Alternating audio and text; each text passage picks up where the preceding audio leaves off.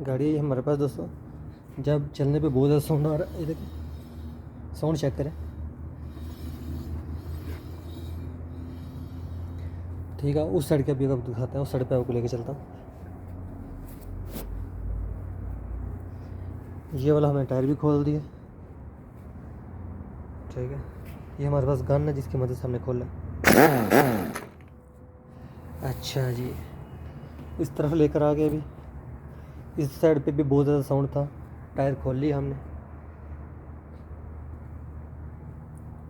Check करें आप। ये इसकी डिस्क होती हैं और इस साइड पे भी इसकी डिस्क होती है, हमने खोली है एक। और ये चेक करें, इसकी डिस्कें ख़त्म हो चुकी हैं। ठीक है, जिस वजह से ये बहुत ज़्यादा साउंड आ रहा था। ठीक है, अगर कुछ दिन और चल जाती हफ्ता एक, तो फिर क्या होना था, ये इसके हब भी ख़त्म हो जाता। ठीक है, हब भी बेकार हो जाता और हब भी हर्द करना पड़ता या न्यू डालना पड़ता।